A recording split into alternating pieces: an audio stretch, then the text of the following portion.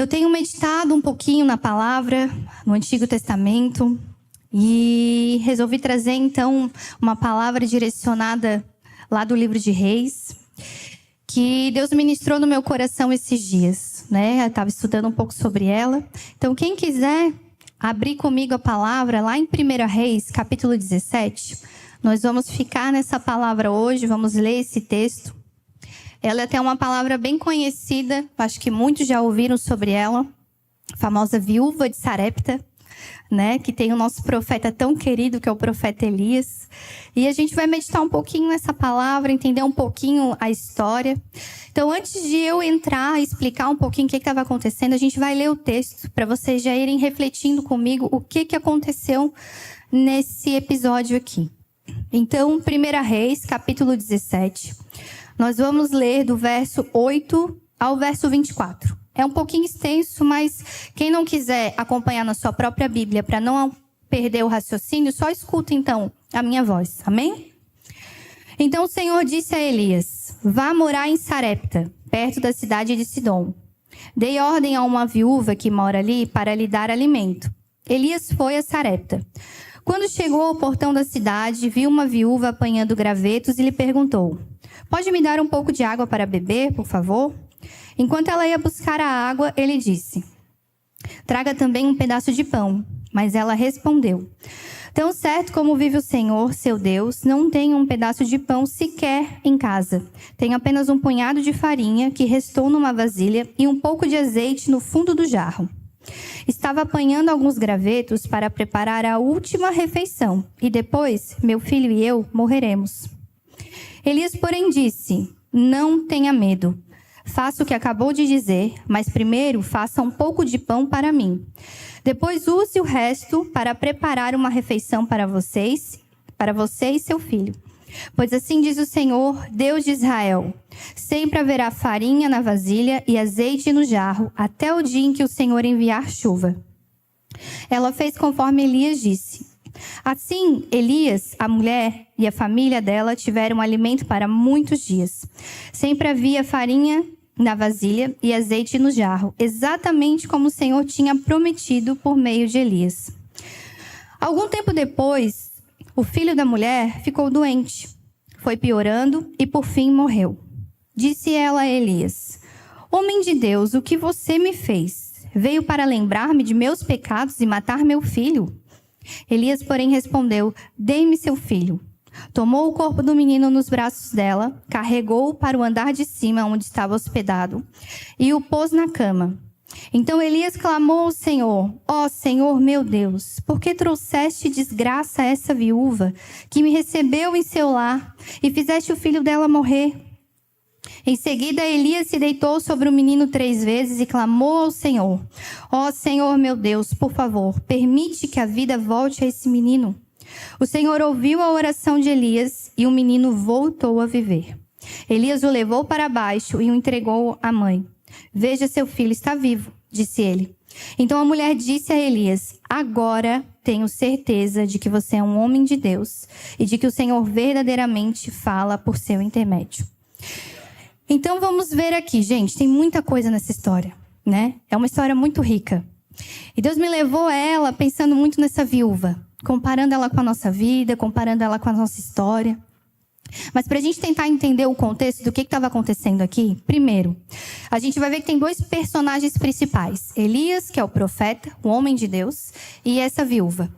Elias, ele estava vivendo, junto com essa mulher e muitas outras pessoas da região, um tempo de seca. Por quê? Se nós olharmos um pouquinho adiante ali, mais na frente, no início do capítulo 17, acontece uma profecia de Elias sobre aquela terra, onde não cairia chuva do céu durante um bom tempo. No caso, 3 anos e 6 meses.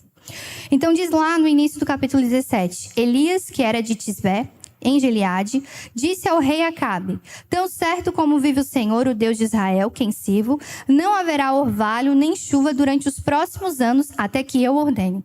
Então pensa comigo, sem chuva, né? Como é que vai ter as plantações? Não tem chuva, não tem água, o rio começa a secar, começa a faltar os alimentos. E essa era então a condição daquele povo. E essa mulher, que não era só uma mulher, ela era viúva ainda mais. Ou seja, ela era sozinha. Ela tinha um filho para cuidar e para sustentar. Então a situação dela era de completo abandono. Ela estava desesperada. Tanto é que Elias chega e o que ela está dizendo? Olha, eu não tenho o que comer. Eu vou preparar a última refeição e depois disso eu e meu filho vamos morrer.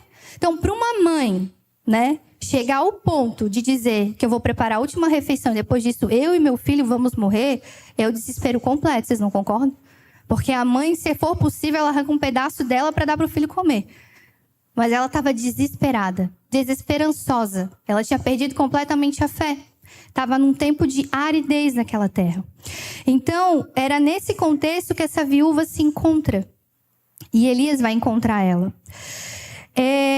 Ali, então, a gente vê que existe seca e fome e aridez, porque é um castigo de Deus sobre Israel no tempo do reinado do rei Acabe, um rei muito malvado, juntamente com a sua esposa Jezabel.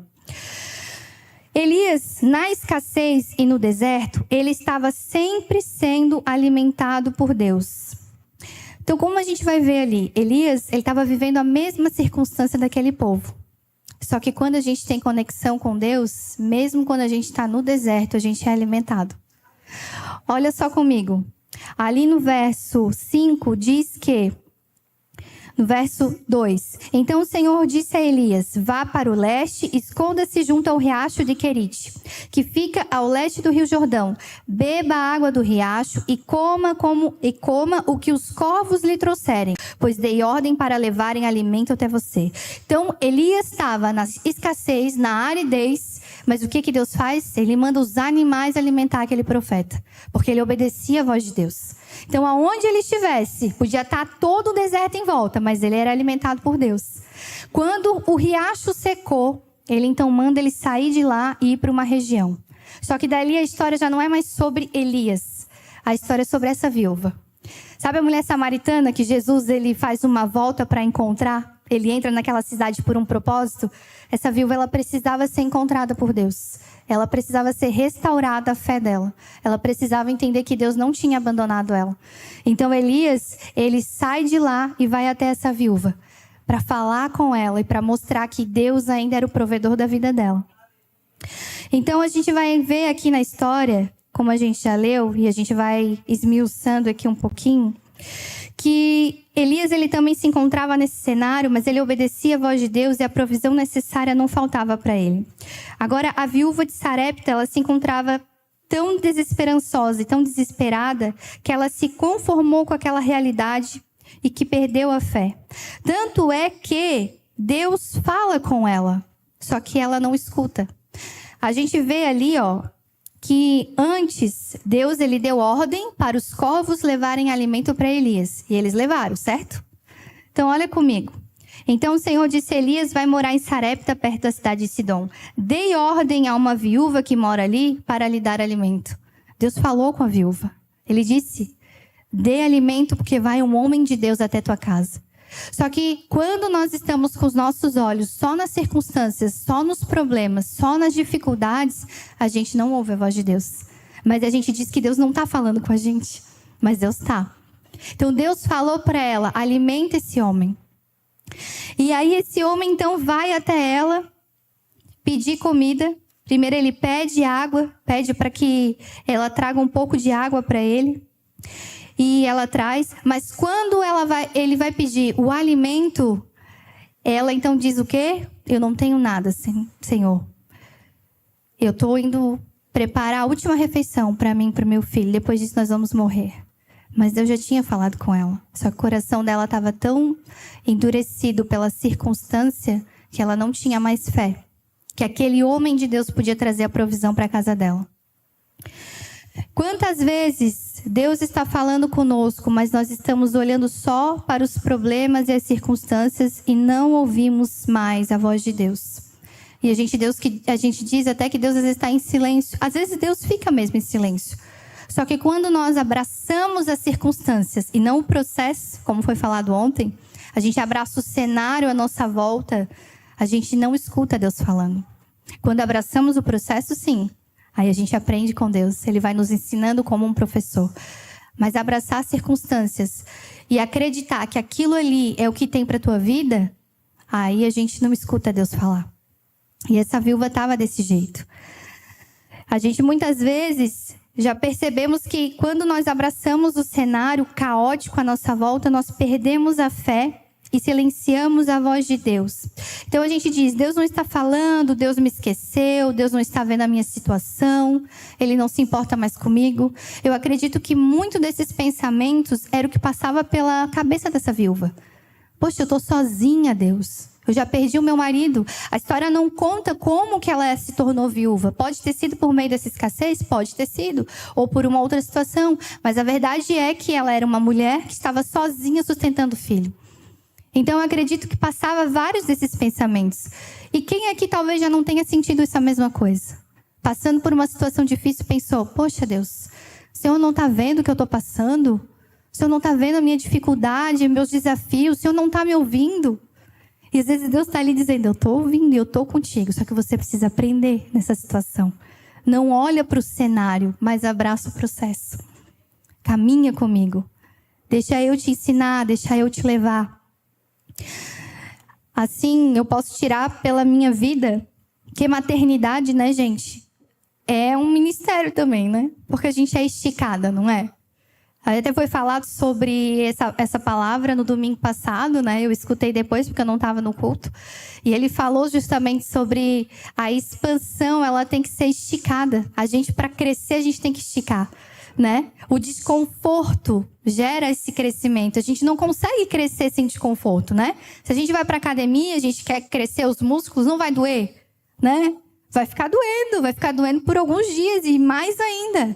Quando a gente está desconfortável, gera esse crescimento. Quando a gente está desconfortável, gera movimento. A gente não fica no mesmo lugar quando a gente está desconfortável, certo? Às vezes Deus ele precisa mexer em algumas coisas na nossa vida para esticar a gente, para instigar a gente se movimentar.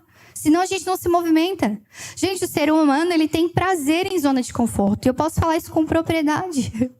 Porque a gente entra numa bolha. Posso falar disso como a minha realidade, né? A gente, quando tem um bebê, a gente fica naquela rotina tão intensa nos primeiros meses do filho, que parece que assim, ó, o mundo em volta não existe mais.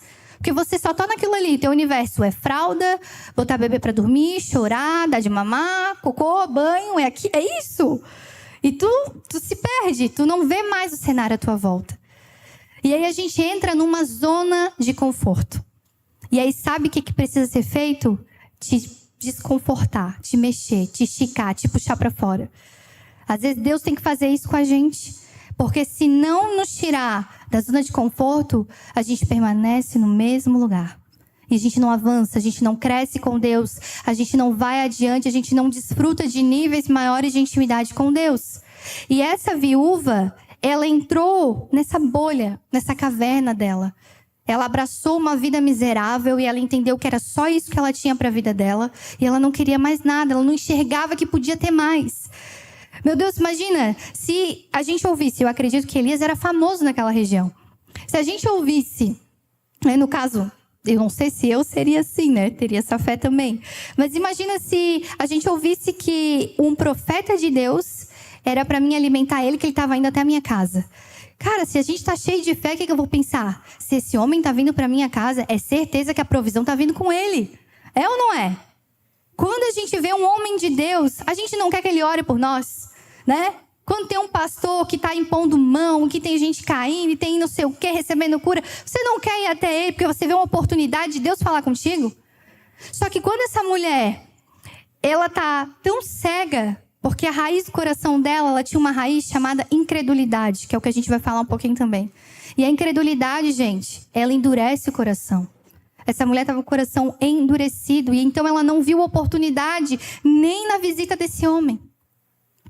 Mas mesmo assim, a gente vai ver que ela vai ser obediente quando Elias então fala com ela. Porque Deus pediu, mas ela não obedeceu. Quando o homem chegou, ela falou que não tinha comida. Mas Elias fala assim, não, mas vai lá.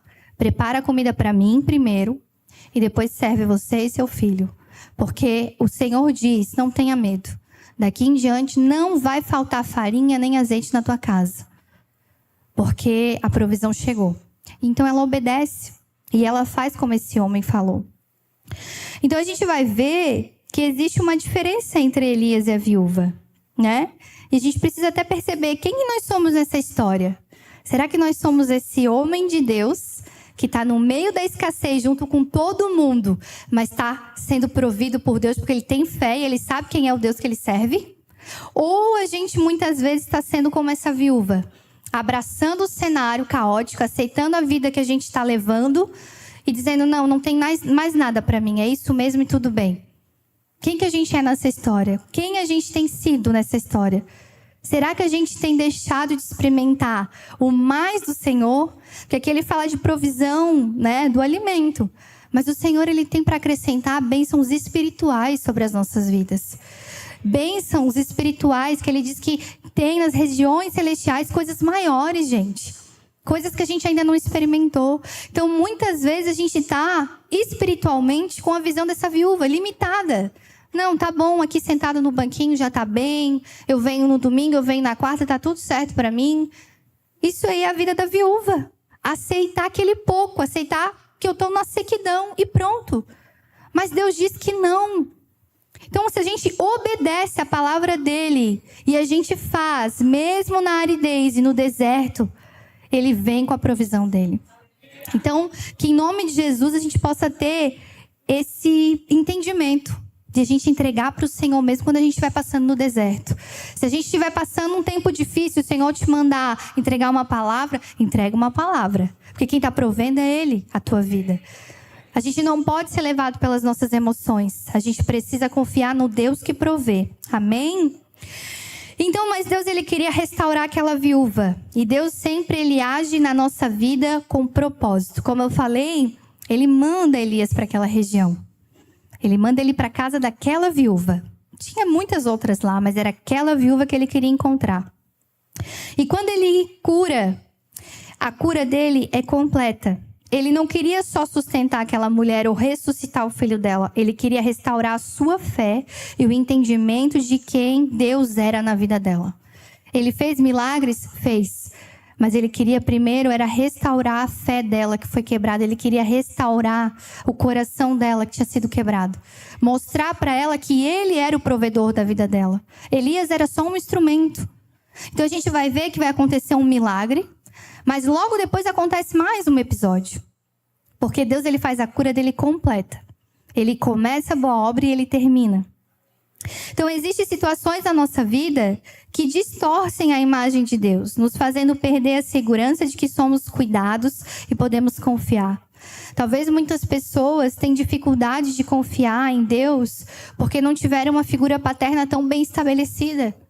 Principalmente mulheres, quando o pai não é tão presente, o pai, de certa forma, agiu de uma maneira que machucou, que feriu, que não foi presente na família, a gente tem dificuldade de confiar. Porque a mulher, né, e o homem também. O homem também, quando o pai ele é ausente, muitas vezes ele vê a mãe cuidando da casa, ele vê a mãe sustentando a casa, ele entende que ele precisa se cuidar sozinho. Eu tiro isso pelo meu marido, né, amor? Posso falar de você? O meu marido, ele, graças a Deus, teve uma mãe muito guerreira por ele. Mas o pai não. E o Enio, uma das maiores dificuldades dele é confiar em Deus nesse sentido, assim, saber que Deus está cuidando das finanças dele, está cuidando da vida dele. Porque ele entendeu que ele sempre precisou lutar por ele mesmo. Porque quando a gente tem um pai que cuida da gente não se sente tão seguro. Então, muitas vezes a gente tem dificuldade de confiar em Deus porque essa raiz do nosso coração precisa de cura. Então, que em nome de Jesus o Senhor possa sondar o nosso coração essa noite. Que se você tiver uma raiz paterna que talvez te machuque ainda, o Senhor está dizendo que Ele é teu pai. E que Ele cuida de você, Ele provê na tua vida, assim como Ele queria fazer com essa viúva. Amém. Aquela viúva, ela se sentia sozinha e abandonada por todos, inclusive por Deus. Então, ele queria mostrar que ele era o provedor dela. Você, então, já se viu num cenário assim também? Já se sentiu abandonado por Deus alguma vez? Era isso que ela estava sentindo. E é interessante, gente, que Sarepta tem um significado. Tu vê que Deus, ele é muito perfeito na palavra dele, em tudo que ele faz, assim, ele alinha. Sarepta significa fornalha, refinaria. Essa viúva estava sendo refinada por Deus. Ela estava sendo colocada na fornalha. É muito lindo, gente, quando o meu marido ele trabalha com ouro. Então, sempre que ele precisa fazer uma aliança, alguma joia, ele precisa derreter o ouro para então fazer a joia, né? Só que o ouro, muitas vezes, ele vem com impurezas. E ele precisa, então, colocar fogo muito forte, um maçarico bem perto, para então tirar toda a impureza. Até que o ouro fique bem limpinho, para daí ele conseguir mexer, o ouro ficar maleável. E é isso que Deus faz na nossa vida.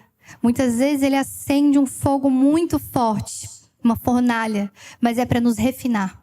É para tirar aquilo que não o agrada, é para tirar aquilo que não faz a gente ir adiante, é para tirar, sabe, as coisas que prendem a gente, que faz ficar pesada a caminhada, que a gente não consegue correr, a gente não consegue avançar. É isso que Deus faz na nossa vida. E a gente precisa aceitar isso. Se a gente quer avançar, a gente precisa aceitar isso de Deus. Então, Sarepta significa fornalha. E essa viúva, ela estava sendo refinada por Deus, submetida aos processos dolorosos, aonde ele levou ela ao extremo da escassez, da fome e do desespero. Mas ainda assim, ela não clamou a Deus. E às vezes a gente custa para ir buscar o Senhor, né? Estamos passando perrengue e a gente custa de ir até o Senhor e clamar a Ele, buscar a ajuda dEle. E ela ainda assim ficou ali, lutando contra isso. E ela não clamou a Deus. Ela já estava se conformando com as circunstâncias e aceitando a morte para sua casa, ao invés de ver as oportunidades de Deus. Então a gente tem que ver isso, gente. Não aceitar o cenário à nossa volta. Clamar ao Senhor, porque o Senhor é o Deus de abundância. Ela se conformou. E glória a Deus que aquele profeta foi até ela e disse: não, minha querida, tem um Deus que provê na tua vida. E ela então pôde entender que ela poderia sim ter uma oportunidade de viver, ela e o filho dela. O Senhor, Ele precisa treinar a nossa mente e os nossos olhos para confiar e ver além das circunstâncias. Como é difícil, gente. A gente, como ser humano, a gente tem um campo de batalha na nossa mente, certo? A gente tem muita dificuldade quando está no problema, entender que vai ter a solução, quando a gente não está vendo a solução. Só que isso é um treinamento. É treinar a tua mente. É você, às vezes, gravar versículos e ficar declarando eles para você mesmo. Essa semana, não tem a ver com essa palavra, mas tem a ver com isso que eu falei. Deus, Ele ministrou muito comigo, assim, a questão da ira, por exemplo, né? Eu sou mãe, como eu falei, mãe de 3. A minha casa às vezes está um caos. A vontade é de me trancar no quarto e mandar as crianças tudo embora. Eu fugi, né? Criança de férias. Sabe? Quando não tem silêncio. Eu sou melancólica, gente. Eu preciso de silêncio para pensar. Eu não gosto de barulho. Barulho me irrita. Eu não consigo me concentrar. Só que assim, numa casa com 5, num apartamento, eu não consigo. Então pensa como Deus está me tratando. E essa semana, Deus ministrou muito forte o versículo sobre ira, lá de Efésios, né? Ele dizia assim: não deixe que a ira te controle. E aí aquilo ficou muito assim latente no meu coração, porque foi uma semana bem estressante. E aí teve uma hora que eu estava tentando fazer meu filho dormir, ele não dormia, e eu balançando, e eu já estava começando a ficar irritada com calor, e me subindo aquela irritação, e aí veio na hora: não deixa que a ira te controle. Eu comecei a repetir em voz alta: não deixa que a ira te controle, não deixa. E aquilo ali foi me acalmando. Porque eu comecei a treinar a minha mente, a não deixar que as setas de Satanás venham me controlar, mas a palavra dele venha me controlar. Então eu não abraço a situação, eu abraço a palavra dele. Não, tá no deserto, não, mas Deus diz que eu tenho vida e vida em abundância. Ele diz que eu posso todas as coisas nele que me fortalece, nele eu sou mais que vitorioso. Então a gente precisa, treinar a nossa palavra. Treinar a palavra dele, treinar na nossa mente a palavra dele. Alimentar o nosso espírito. Porque quando a gente treinar a nossa mente, os nossos olhos mudam a ótica. A gente passa a olhar de uma maneira diferente. A gente não olha mais o problema, a gente olha a solução. A gente começa a olhar da ótica de Deus. Então esse profeta, ele vai ajudar essa viúva a enxergar sob a ótica de Deus.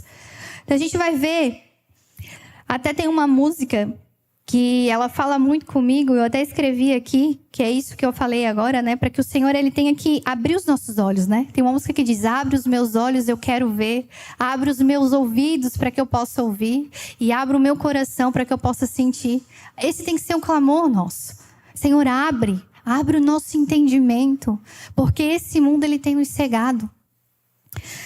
Então, outro ponto interessante dessa história, e que nós aprendemos, é que a incredulidade é uma raiz que precisa ser tratada. Caso contrário, ela contamina a sua fé, enfraquece a sua esperança e cega os seus olhos. Gente, a incredulidade, ela endurece o nosso coração. A incredulidade, ela deixa a gente cético. A gente não acredita em mais nada. Deus fala, mas será que foi Deus? Tudo a gente questiona. A incredulidade, ela vem com espírito de crítica. A incredulidade, ela vem com espírito de rebelião. Ela vai minando. Ela é uma raiz que ela vai gerando várias outras coisas. E pior, a incredulidade, ela gera amnésia na gente. Sabe por quê? Ela faz a gente esquecer tudo que Deus já fez na nossa vida. A gente começa a duvidar de Deus. Ah, mas Deus não está fazendo nada? Deus não... Será que Deus existe mesmo? A gente chega a perguntar isso. Mas a gente esquece tudo que Deus já fez até aqui. A incredulidade, ela deixa o nosso coração tão endurecido a ponto de a gente esquecer o que Deus já fez na nossa vida, de onde Ele nos tirou, de como Ele nos salvou, de como Ele nos encontrou. Gente, eu falo por experiência própria, porque todo mundo está sujeito a isso. Se a gente se afasta um pouquinho do fogo, do braseiro, a gente fica incrédulo. Nosso coração esfria, endurece, vira gelo. A gente tem que estar junto, na comunidade, na unidade, para que daí um possa estar afiando o outro. Senão a gente cai na armadilha de Satanás. Então a gente precisa curar essa raiz de incredulidade. Crer que Deus é Deus, fazendo ou não fazendo, Ele é Deus. Então vocês lembram da situação da viúva? Quando Elias, ele chega até ela. Como é que ela estava? Ela falou que estava prestes a fazer a última refeição e ela e o filho dela iam morrer, certo? O que acontece? Elias fala para ela, prepara a refeição, dá para mim e para os seus filhos. A partir de hoje, não vai ter mais escassez na tua casa. Vai ter farinha, vai ter azeite. E, gente, era na casa dela, tá? A fome, a seca continuou no local. Não choveu. Ficou 3 anos e meio sem chover. A provisão foi só na casa dessa mulher. Então, ela teve uma provisão diária de Deus, de comida. Não faltou. Ela recebeu um milagre. E a provisão foi tamanha que não faltou alimento na casa dela em todo esse tempo. Porém, vai acontecer mais um episódio na vida dessa viúva. E a incredulidade dela fala mais alto que a provisão de Deus. Sabe o que acontece, gente? A gente muitas vezes se acostuma com o milagre, né? Muitas vezes a gente se acostuma com o milagre. Ela torna simples e comum o que é extraordinário. O milagre da provisão diária já não é mais tão impressionante assim. O filho dela vai adoecer e vai morrer. E ela vai lá reclamar com o homem de Deus. Gente, a gente muitas vezes não agradece pelas pequenas coisas, porque elas se tornam tão comuns que a gente acha que, tudo bem. Mas acordar todo dia bem e com saúde é um milagre, gente. A gente teve a prova viva disso do testemunho do Caco. Eu acredito que cada pequena coisa que ele tem conseguido desenvolver, para ele é um milagre, é uma alegria. Eu lembro que quando meu marido ele teve a paralisação facial, que ele ficou com um lado do rosto paralisado, ele falou assim, meu Deus, como a gente realmente não agradece as pequenas coisas. Sobre piscar o olho. Porque se a gente não pisca os olhos, a nossa córnea, ela resseca. E isso dá um problema de visão muito sério. Piscar o olho é uma coisa tão simples, né? Só que quando ele estava com o rosto paralisado, ele não conseguia. E quando ele começou de novo a voltar aos movimentos, ele agradecia tanto a Deus pelas pequenas coisas que ele conseguia.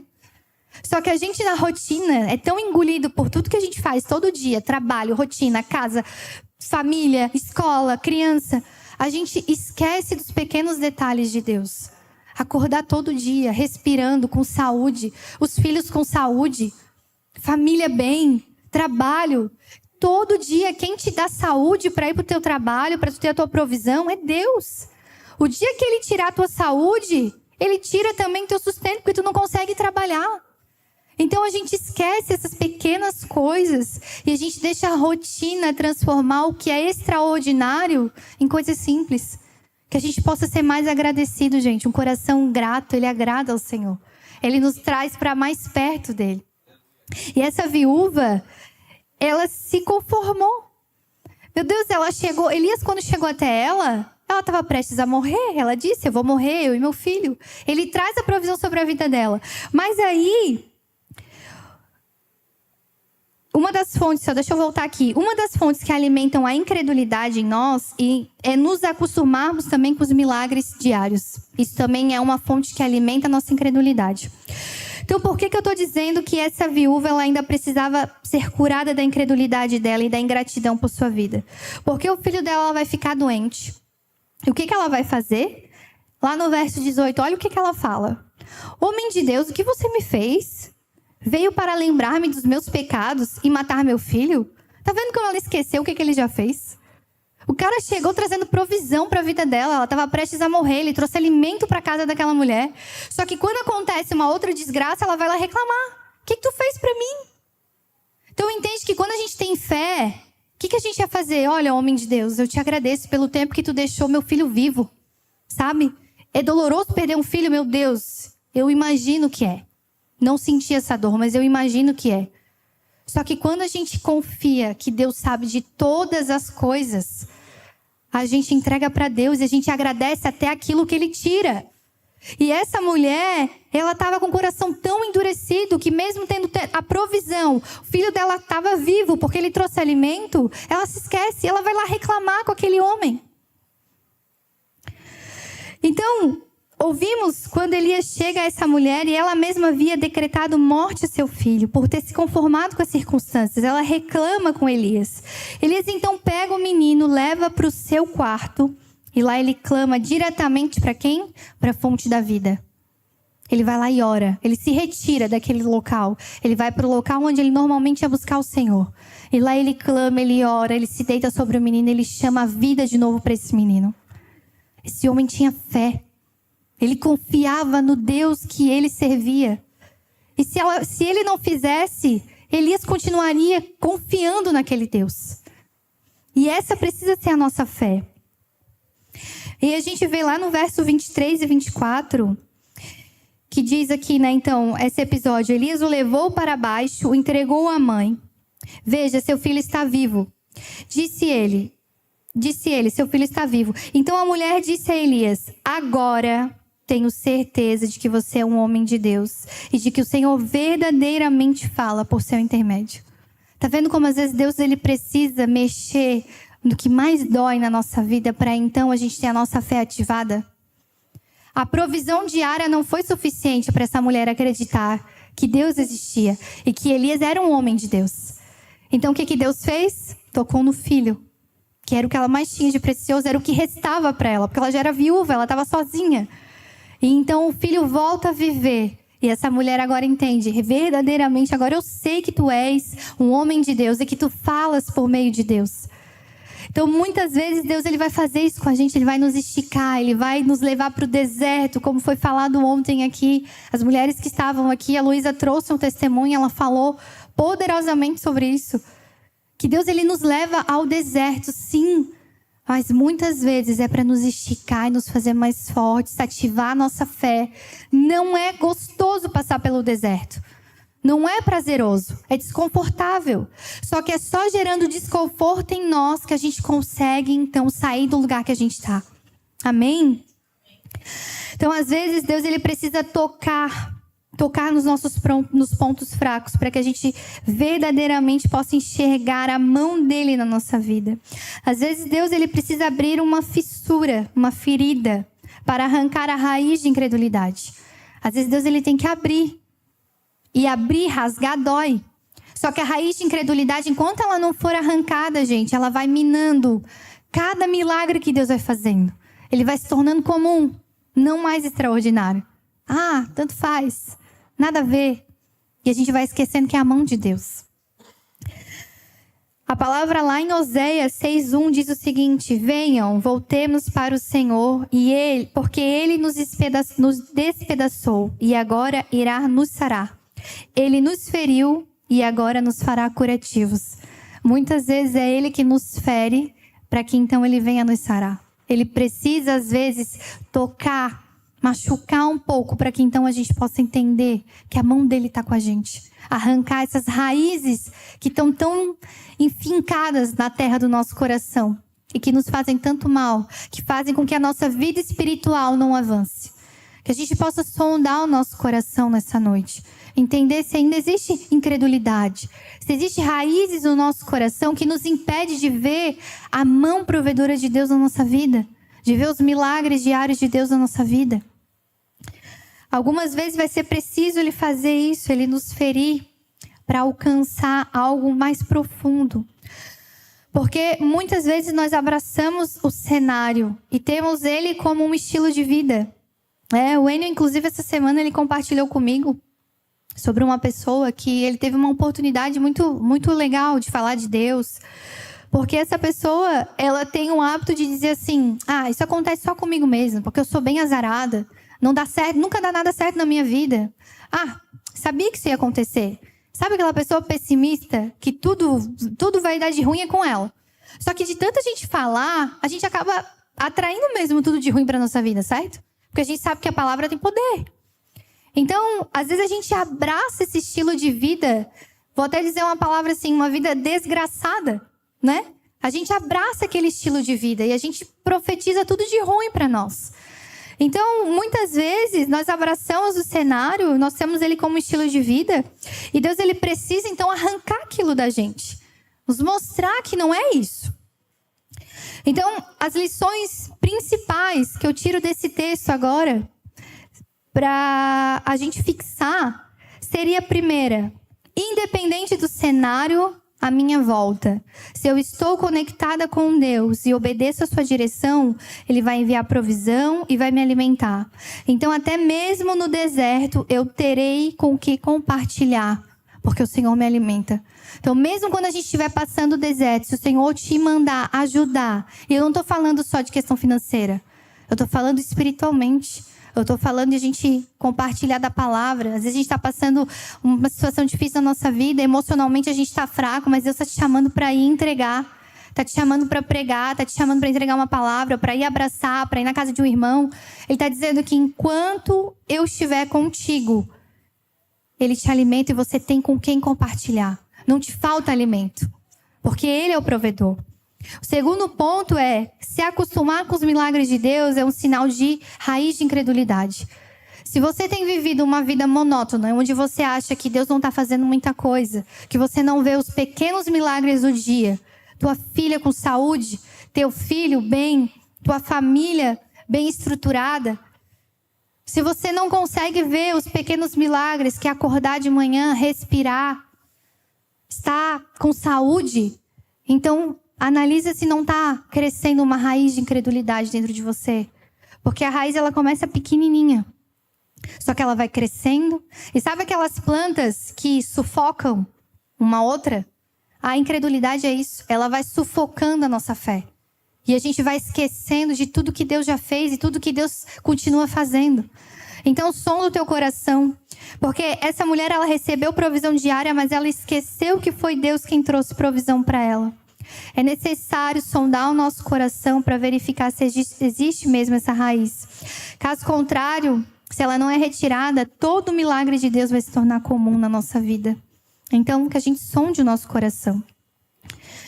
E o terceiro e último ponto que eu tiro dessa história, dessa viúva e do que ela nos ensina, é que a nossa fé, ela é ativada quando nós somos feridos por Deus.